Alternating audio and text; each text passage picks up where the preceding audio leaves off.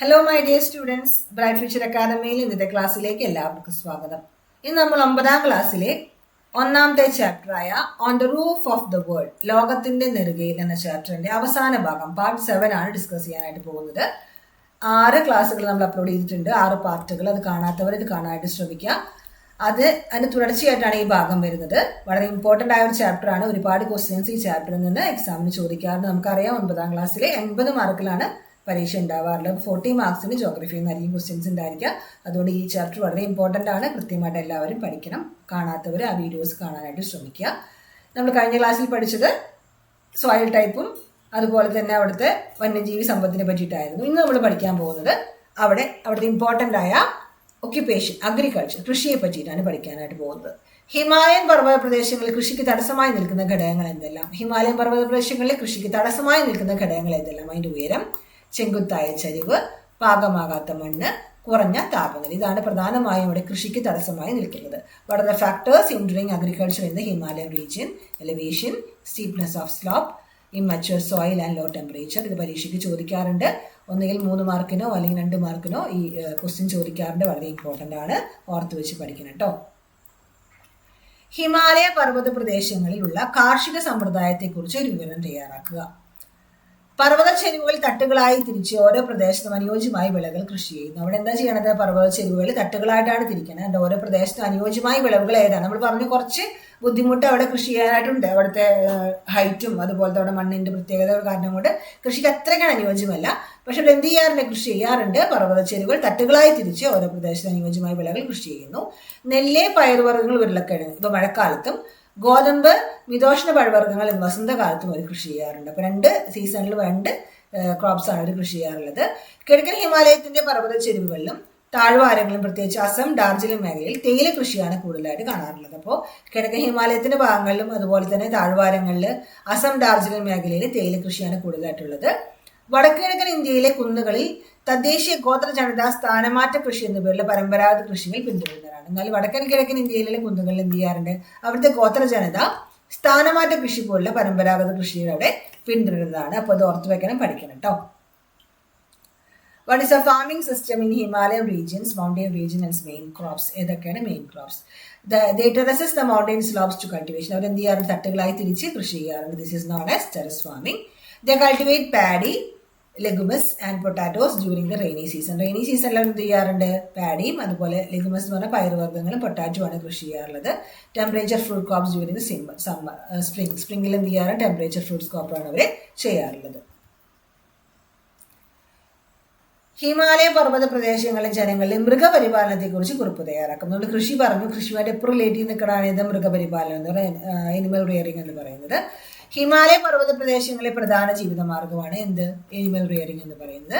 താഴ്വാരങ്ങളിൽ ആട്, പശു എന്നിവ വളർത്തുന്നു. ഉയരം കൂടിയ പർവ്വത ഭാഗങ്ങളിൽ ചെമ്മരിയാട്, കുതിര എന്നിവയാണ് വളർത്തുന്നത്. അപ്പോൾ ഓരോ സ്ഥലങ്ങളിലും അവർ വളർത്തുന്ന മൃഗങ്ങൾക്കും വ്യത്യാസം ഉണ്ടായിരിക്കും. താഴ്വാരങ്ങളിൽ ആടും പശുവാണെങ്കിൽ ഉയരം കൂടിയ പർവ്വത ഭാഗങ്ങളിൽ ചെമ്മരിയാടും കുതിരയുമാണ് കൃഷി ചെയ്യുന്നത്, അവർ വളർത്തുന്നത്. ശൈത്യമേഖലയായതിനാൽ ഹിമാചൽ, ഡലാഖ് ഭാഗങ്ങളിൽ തണുപ്പിനെ അതിജീവിക്കാൻ ശേഷിയുള്ള യാക്ക് പോലുള്ള മൃഗങ്ങളെ വളർത്തുന്നുണ്ട്. ശൈത്യമേഖലയാണെങ്കിൽ എന്ത് ചെയ്യണം? അവിടെ നല്ല തണുപ്പാണല്ലോ, അപ്പോൾ തണുപ്പിനെ പ്രതിരോധിക്കാൻ ശേഷിയുള്ള യാക്ക് പോലുള്ള മൃഗങ്ങളെയാണ് അവർ വളർത്തുന്നത്. ഇനി അത് വളരെ ഇമ്പോർട്ടൻ്റ് ആയ 2 മാർക്ക് ചോദ്യമാണ് ഗുജ്ജർ എന്താണെന്ന്. പടിഞ്ഞാറൻ ഹിമാലയത്തിന്റെ പർവ്വത പുൽമേടുകളിൽ മൃഗപരിപാലനം നടത്തുന്ന ഇടയ ജനവിഭാഗമാണ് ഗുജ്ജർ എന്ന് പറയുന്നത്. അപ്പോൾ ഇത് ഓർത്ത് വയ്ക്കുക. പടിഞ്ഞാറൻ ഹിമാലയ ഭാഗങ്ങളിൽ അവിടുത്തെ പർവ്വത പുൽമേടുകളിൽ മൃഗപരിപാലനം നടത്തുന്നവരെ നമ്മൾ പറയുന്ന പേരെന്താണ്? ഗുജ്ജർ എന്നാണ്. അത് വളരെ ഇമ്പോർട്ടൻ്റ് ആണ്, 2 മാർക്കിന് ചോദിക്കാറുണ്ട് കേട്ടോ. Animal rearing, main occupation in Himalaya mountain. നമുക്കറിയാം എനിമൽ ഹിയറിംഗ് ആണെന്ന്. വാലീസ്, ഗോട്ട് കാറ്റിൽ, വാലീസിൽ എന്ത് ചെയ്യുന്നു? ഗോട്ടിനെയും കാറ്റിനെയാണ് അവർ വളർത്താറുള്ളത്. മൗണ്ടൻ സ്ലോപ്സിൽ ഷീപ്പിനെയും ഹോഴ്സിനെയും വളർത്താറുണ്ട്. Extremely cold regions Himachal and Ladakh, അവിടെ എന്ത് ചെയ്യാറുണ്ട്? യാക്ക് പോലുള്ള മൃഗങ്ങളെയാണ് അവർ വളർത്താറുള്ളത്, ആ ഒരു തണുപ്പിനെ പ്രതിരോധിക്കാൻ ഭാഗമായിട്ട്. അതുപോലെ ഗുജ്ജാർസ് എന്ന് പറയുന്നത് shepherd tribes who live in the mountain meadows of western Himalayas. Western ഹിമാലയാസിലെ മൗണ്ടൻ മെഡോസിൽ കാണുന്ന ഒരു ഗ്രൂപ്പ് ഷെപ്പേർഡ് ട്രൈബ്സ് ആണ് എന്ന് പറയുന്നത് ഗുജ്ജാർസ് എന്ന് പറയുന്നത്. ഇമ്പോർട്ടൻ്റ് ആണ്, 2 മാർക്ക് ചോദിക്കാറുണ്ട് കേട്ടോ. അടുത്തതായിട്ട്, ഭൂപ്രകൃതി സവിശേഷത അനുകൂലമായതിനാൽ ഹിമാലയ പർവ്വത പ്രദേശങ്ങൾ വിനോദസഞ്ചാരത്തിന് ഏറെ സാധ്യതയുള്ള ഒരു വരുമാനദായക മേഖലയായി മാറിയിട്ടുണ്ട്. ന്യായീകരിക്കുക. അതായത് ഇത്രയും കാര്യങ്ങൾ നമ്മൾ പഠിച്ചു അല്ലെ, ഹിമാലയ മൗണ്ടൻ റേഞ്ചസിനെ പറ്റിയിട്ടും അതുപോലെ നോർത്തേൺ മൗണ്ടൻ റേഞ്ചസിനെ പറ്റിയിട്ടും കൃത്യമായി പഠിച്ചു. ഒരുപാട് സവിശേഷതകളുള്ള ഒരു സ്ഥലമാണിത്. പക്ഷെ അത് എന്താണ്, ഹിമാലയ പർവ്വത പ്രദേശം വിനോദസഞ്ചാരത്തിന് ഏറ്റവും സാധ്യതയുള്ള ഒരു വരുമാനദായക മേഖലയായിട്ട് കാണാറുണ്ട്. എന്തുകൊണ്ടാണിതെന്ന് ചോദിക്കാറുള്ളത്. 3 ഘട്ടങ്ങളായിട്ട് നമ്മൾ പഠിക്കാൻ പോകുന്നത്. ഒന്നാമത്തെ ഘട്ടം എപ്പോഴും പരീക്ഷയ്ക്ക് ചോദ്യമാണ്, എസ്എക്ക് കഴിഞ്ഞ വർഷം ചോദിച്ചിട്ടുണ്ടായിരുന്നു. 1-ാം ഘട്ടം എന്ന് പറയുന്നത് തീർത്ഥാടനവുമായി ബന്ധപ്പെട്ട യാത്രകളാണ് ഈ മേഖലയിൽ ടൂറിസം വികസനത്തിന് തുടക്കം പറ്റത്. ആദ്യത്തെ ഘട്ടത്തിൽ എന്തായാലും തീർത്ഥാടനം, നമ്മൾ തീർത്ഥാടനം പോകുമല്ലോ. പ്രധാന തീർത്ഥാടന കേന്ദ്രങ്ങൾ ഏതൊക്കെയില്ലായിരുന്നു? കൈലാസം, മാനസരോവരം, അമർനാഥ്, ഹേമകുണ്ട്. ഇതായിരുന്നു പ്രധാനപ്പെട്ട നമ്മുടെ തീർത്ഥാടന കേന്ദ്രങ്ങൾ എന്ന് പറയുന്നത്. 2-ാം ഘട്ടം എന്ന് പറയുമ്പോൾ 19-ാം നൂറ്റാണ്ടിൽ ബ്രിട്ടീഷുകാർ ഹിമാലയ പർവ്വത പ്രദേശങ്ങൾ അനുകൂല കാലാവസ്ഥ തിരിച്ചറിഞ്ഞു. അപ്പോൾ 19-ാം നൂറ്റാണ്ടായി ബ്രിട്ടീഷുകാർ മനസ്സിലാക്കി ഹിമാലയ പർവ്വതത്തിന്റെ അനുകൂലമായ കാലാവസ്ഥകളാണ് തിരിച്ചറിഞ്ഞു. ഇവിടെ സുഖവാസ കേന്ദ്രങ്ങൾ വികസിപ്പിച്ചു. അതോടെയാണ് എന്ത് ചെയ്തത്? സുഖവാസ കേന്ദ്രം, നമ്മൾ ടൂറൊക്കെ പോകുമ്പോൾ താമസിക്കാനുള്ള സുഖവാസ കേന്ദ്രങ്ങൾ അവർ വികസിപ്പിച്ചത്. ടൂറിസം വികസനം 2-ാം ഘട്ടം ആരംഭിക്കുന്നത് റിസോർട്ട് പട്ടണങ്ങളായ ഷിംല, ഡാർജിലിംഗ്, ഷില്ലോങ്, അൽമോറ, റാണിക്കേറ്റ്, മുസോറി, നൈനിത്താൽ എന്നിവയൊന്നും പ്രധാനപ്പെട്ട ടൂറിസ്റ്റ് കേന്ദ്രങ്ങളാണ്. അപ്പോൾ നമ്മൾ തണുപ്പാണ്, അപ്പോൾ ആ പ്രദേശങ്ങൾ ടൂർ പോകുമ്പോൾ ഏതൊക്കെ സ്ഥലങ്ങളാണ് റിസോർട്ട് പട്ടണങ്ങൾ? ഷിംല, ഡാർജിലിംഗ്, ഷില്ലോങ്, അൽമോറ, റാണിക്കേറ്റ്, മുസോറി ആൻഡ് നൈനിത്താൽ. അത് പ്രധാനപ്പെട്ട ടൂറിസ്റ്റ് കേന്ദ്രം. 2-ാം ഘട്ടത്തിന്റെ വികസനമാണ്.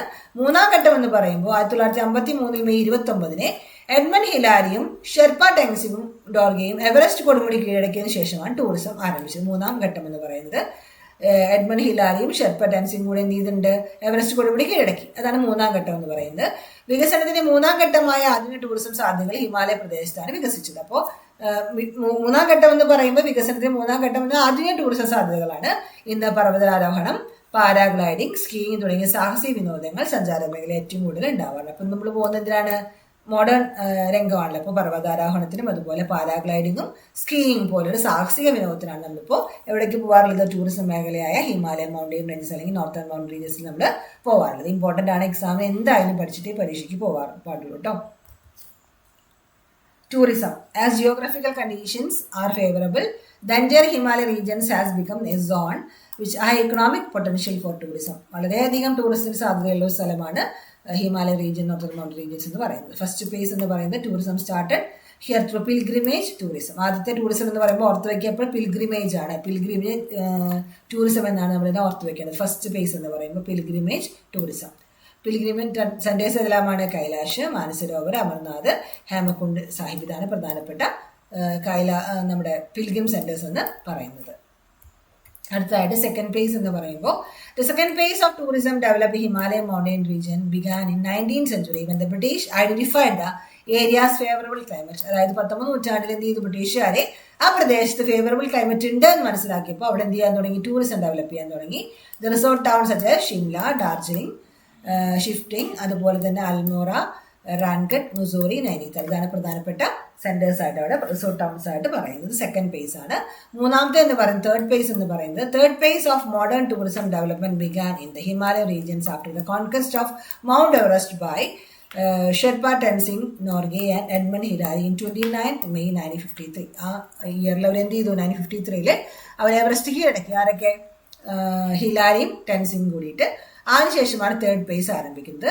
Today the adventurous tourism sector promoting mountaineering, paragliding, skiing are the developing scientifically in this region. അപ്പോൾ ഇപ്പോഴത്തെ കാലഘട്ടം പുതിയ മോഡേൺ കാലഘട്ടമാണ്. അപ്പോൾ അവർ എന്തിനൊക്കെയാണ് പോകുന്നത്?